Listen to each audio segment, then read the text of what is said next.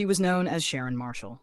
But Sharon Marshall never really existed. Behind the name was a young woman who grew up under the control of a man who kidnapped her as a child. She lived multiple lives under multiple names, with secrets that wouldn't be uncovered for decades. This is the chilling, heartbreaking story of Sharon Marshall, whose real name was Suzanne Sevakis, and the man who stole everything from her.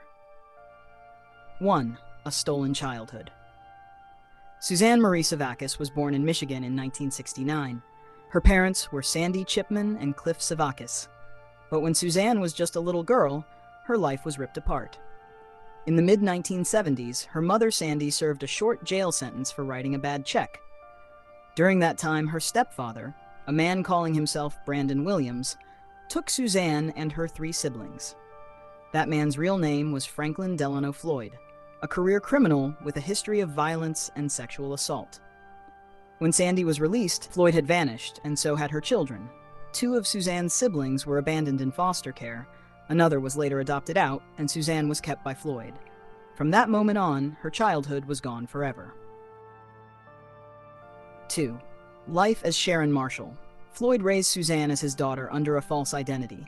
He called her Sharon Marshall. Despite living in unimaginable circumstances, Suzanne thrived academically.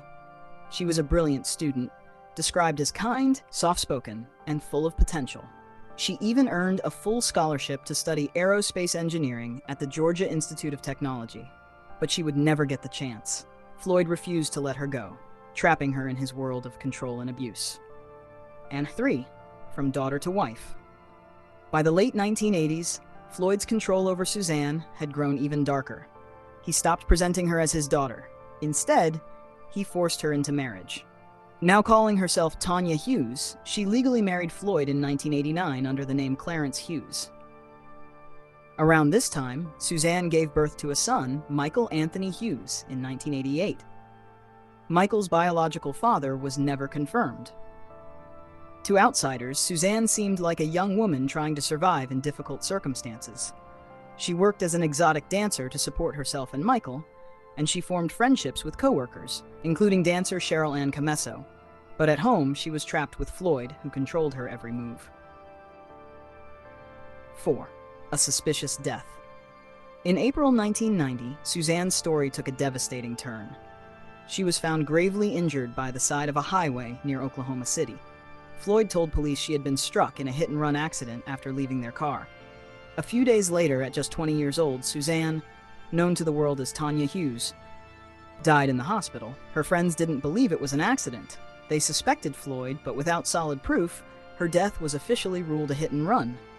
Her son Michael was placed in foster care, away from Floyd's control. 5. Michael's kidnapping. For a few years, Michael grew up safe with a foster family, but Floyd wasn't done. In September 1994, he stormed into Michael's elementary school in Choctaw, Oklahoma, armed with a gun. He kidnapped the 6-year-old boy in broad daylight and vanished. The FBI launched a nationwide manhunt. Floyd was eventually captured 2 months later in Kentucky, but Michael was gone. For decades, his fate was a mystery. Finally, in 2014, while being interviewed in prison, Floyd admitted the truth. He said he had killed Michael the same day he kidnapped him, shooting him twice in the head and burying his body near the last interstate exit he had driven past. Despite that confession, Michael's remains have never been found. 6. The murder of Cheryl Ann Camesso. While investigating Floyd, authorities uncovered another shocking crime. In 1995, skeletal remains were discovered near Interstate 275 in Florida. They were identified as Cheryl Camesso, Suzanne's former co-worker at a Tampa strip club. She had been shot twice in the head. The breakthrough came when police found a stash of hidden photographs inside a stolen truck linked to Floyd. Among them were disturbing images of Suzanne bound and beaten, and chilling photos of Cheryl tied up and bloodied. Those photos connected Floyd directly to Cheryl's murder. He was convicted and sentenced to death. 7. Uncovering Sharon's true identity. But one mystery remained. Who was Sharon Marshall really? Author Matt Birkbeck's 2004 book, A Beautiful Child, brought national attention to the question. The book detailed Sharon's story and fueled new efforts to uncover her true identity. In 2011, the National Center for Missing and Exploited Children reopened the case. Finally, in July 2014, DNA testing confirmed the truth. Sharon Marshall was actually Suzanne Marie Sevakis, the little girl kidnapped by Floyd in the 1970s. After decades of lies, her real name and her stolen childhood were restored. 8. Suzanne's lost brother. The revelations didn't end there. Remember Suzanne's infant brother, Philip, who had been separated from the family? For years, his fate was unknown. Franklin Floyd's final years. Franklin Delano Floyd spent the rest of his life on death row in Florida. He never expressed remorse for the pain he caused. He remained manipulative and defiant until the end. On January 23, 2023, Floyd died of natural causes at age 79.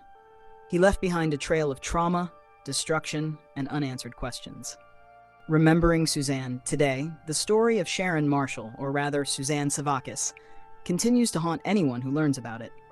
Her life was documented in Matt Birkbeck's books A Beautiful Child and Finding Sharon, and in Netflix's acclaimed documentary Girl in the Picture. It's a story of stolen innocence, survival under unthinkable control, and a decades-long search for the truth. Suzanne Sevakis was more than a victim. She was a brilliant young woman with dreams of becoming an aerospace engineer. She was a devoted mother to Michael.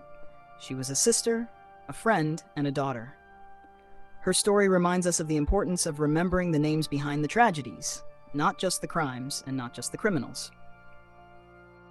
Sharon Marshall never existed, but Suzanne Sevakis did. And today, after years of lies and stolen identities, her truth is finally known.